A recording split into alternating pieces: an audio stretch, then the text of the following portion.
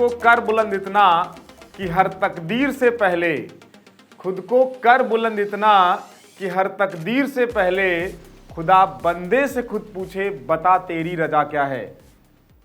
Hello student, Wasim sir यानी मैं। आज हम लोग बात करेंगे बायोलॉजिकल क्लासिफिकेशन की। देखिए, हम लोगों ने नेक्स्ट लेक्चर में जो बात की थी वो यूग्लिनॉइड की बात की थी। आज हम लोग बात करेंगे स्लाइम मोल्ड की, और एनसीईआरटी की एक एक लाइन को आज हम इंडिकेट करेंगे, पॉइंट आउट करेंगे और देखेंगे कि स्लाइम मोल्ड के बारे में एनसीईआरटी में क्या लिखा गया है। चलिए आइए देखते हैं हम लोग। पहली बात तो मैं आपको सिखाऊंगा यहाँ पे कि लेते हैं हम लोग। देखिए पहली बात, फर्स्ट जो बात हम लोग देखेंगे वो यही देखते हैं। देखिए स्लाइम मोल्ड का मतलब क्या, तो मैंने आपको बताया था स्टार्टिंग में ही कि स्लाइम मोल्ड एक फंजाई लाइक प्रोटिस्टा का जो ग्रुप है, फंजाई लाइक प्रोटिस्ट का जो ग्रुप है, प्रोटिस्ट का, उसी को हम लोग बोलते हैं क्या, उसी को हम बोलते हैं स्लाइम मोल्ड। अब एक बात बताइए, अगर ये फंजाई लाइक प्रोटिस्ट के अंदर आते हैं तो बताओ फंजाई का मोड ऑफ न्यूट्रिशन, फंजाई का मोड ऑफ न्यूट्रिशन मैंने पहले ही समझा रखा है, और आप सब लोग जानते हैं कि फंजाई नॉन फोटोसिंथेटिक होते हैं, मतलब हेट्रोट्रॉफिक है। मतलब क्या है? हेट्रोट्रॉफिक है। एक बात बताइए, अगर फंजाई हेट्रोट्रॉफिक है तो हेट्रोट्रॉफिक में तो कई टाइप आता है। मोस्टली फंजाई कैसे होते हैं? तो मोस्टली फंजाई होते हैं सेप्रोफिटिक। कैसे होते हैं? सेप्रोफिटिक। ये एनसीईआरटी की पहली लाइन है, एनसीईआरटी की पहली लाइन है कि आप देखिए यहां से इसको ट्रैप कर सकते हैं बहुत ही आसानी से कि स्लाइम मोल्ड कैसा प्रोटिस्ट है भाई, कैसे प्रोटिस्ट आते हैं इसमें? Fungi like. और अगर फंजाई लाइक है तो फंजाई का mode of nutrition heterotrophic, heterotrophic में मोस्टली कैसे हैं? सेप्रोफिटिक। ये एनसीईआरटी की पहली लाइन है। देखिए लिखा होगा slime mould are saprophytic protist. लिखते हैं, इस बात को हाईलाइट करते हैं हम लोग। देखिए पहली लाइन, फर्स्ट लाइन, ये देखिए स्लाइम मोल्ड क्या भाई? सेप्रोफिटिक प्रोटिस्ट हैं, तो ये याद करना है। दूसरी बात, अगर मैं कह रहा हूं कि ये सेप्रोफिटिक प्रोटिस्ट हैं तो आप एक बात बताइए, सेप्रोफिटिक मोड ऑफ न्यूट्रिशन आप किसको बोलते हैं?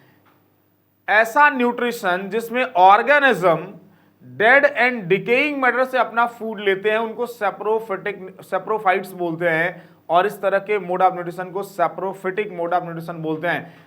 ये ऑर्गेनिज्म अपने बॉडी से बाहर एंजाइम छोड़ते हैं और ऑर्गेनिक मैटर को डिकम्पोज करते हैं, जो इनके लायक होता है उसको अपने अंदर एब्जॉर्ब करते हैं, बाकी को मिट्टी में मिला देते हैं, जिससे सॉइल की फर्टिलिटी भी क्या होती है? बढ़ जाती है। इसलिए इनको डिकम्पोजर भी कह सकते हैं। तो दूसरी लाइन देखते हैं, the body move along decaying twig.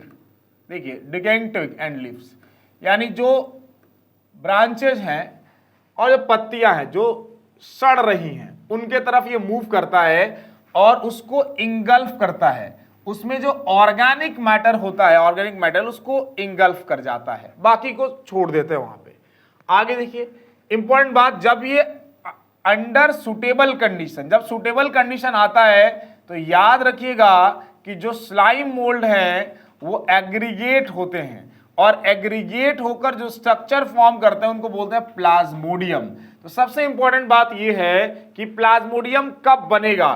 Favourable condition में कि अनफेवरेबल? तो आप बोलेंगे फेवरेबल कंडीशन में, सुटेबल कंडीशन में। और जब ये बन जाता है तो ये उसी फेवरेबल कंडीशन में which may grow and several feet spread over a several feet, ये ग्रो करते हैं, कई फिट तक ग्रो करते हैं, याद रखिएगा। उसके बाद जब अनफेवरेबल कंडीशन आता है तो ये प्लाज्मोडियम डिफरेंशिएट करते हैं, और डिफरेंशिएट करके फ्रूटिंग बॉडीज बनाते हैं, और इन फ्रूटिंग बॉडीज के टिप पर, इनके टिप पर क्या बियर करता है? स्पोर बियर करता है। याद रखिएगा ये स्पोर्स जो है इनके पास ट्रू वॉल होता है, और ट्रू वॉल मतलब ऐसा वॉल जो इस स्पोर्स को मेनी ईयर्स तक क्या करता है, बचा के रखता है, उसको खराब होने नहीं देता है। कहते हैं कि सालों तक ये स्पोर्स हवा में उड़ता है या अलग अलग जगहों पे जा रहा है, लेकिन खराब नहीं होता, क्योंकि इनके बाहर एक बहुत ही प्रोटेक्टिव कवरिंग होती है। उस प्रोटेक्टिव कवरिंग का नाम तो नहीं दिया है, एनसीईआरटी कहता है वो ट्रू वॉल है, और उसी ट्रू वॉल के वजह से स्पोर्स मेनी ईयर्स तक सरवाइव करता है, हवा में उड़ता रहता है। तो वही लिखा होगा, दे आर एक्सट्रीमली रेजिस्टेंस, इस ट्रू वॉल के द्वारा के वजह से ये एक्सट्रीमली रेजिस्टेंस है, और मेनी ईयर्स तक क्या स्पोर करता है, ये सरवाइव करता है। याद रखिएगा, कब, एडवर्स कंडीशन में। अब ये स्पोर्स कैसे फैलता है एक जगह से दूसरी जगह, तो हवा से उड़ के जाता है, और जहां इसको फेवरेबल कंडीशन मिलता है वहां ग्रो करके फिर नया क्या बनाता है, प्लाज्मोडियम। तो आपसे सवाल क्या पूछा जा सकता है कि ये बताओ प्लाज्मोडियम कब बनेगा, फेवरेबल कंडीशन में कि अनफेवरेबल कंडीशन में। तो याद रखिएगा, प्लाज्मोडियम हमेशा, ये जो प्लाज्मोडियम है ये सवाल है कब बनेगा, तो बोलेंगे फेवरेबल कंडीशन में। दूसरा सवाल, प्लाज्मोडियम जो है वो कब ग्रो करता है, तब भी बोलेंगे फेवरेबल कंडीशन में। देखिए, several spread over several feet. जब, अब सवाल, नेक्स्ट सवाल कि प्लाज्मोडियम डिफरेंशिएट कब करता है, तो बोलेंगे अनफेवरेबल कंडीशन में। कब, अनफेवरेबल कंडीशन में। फिर पूछा जाए कि ये बताइए ये स्पोर्स कब बियर करता है अपने टिप पे, तभी भी आंसर क्या जाएगा, अनफेवरेबल कंडीशन में। और ये पूछा जाए ये स्पोर्स के पास कैसी वॉल है, तो आप बोलेंगे ट्रू वॉल है, जिसके वजह से ये एक्सट्रीमली रेजिस्टेंस मिलता है इसको, और ये कई सालों तक हवा में क्या करता है, सरवाइव कर सकता है, खराब नहीं होता है। और ये कैसे स्पोर्स एक जगह से दूसरी जगह जाता है, हवा से या पानी से, तो आप बोलेंगे एयर करंट से।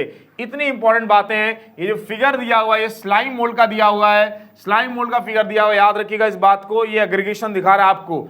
ठीक है, नेक्स्ट बात जो हम लोग करेंगे वो नेक्स्ट वीडियो में करेंगे, और वो प्रोटोजोअन्स की बात करेंगे। आज के लिए इतना, thank you so much. Channel को सब्सक्राइब करिए, वीडियो को कमेंट करिए, लाइक करिए। Thank you so much.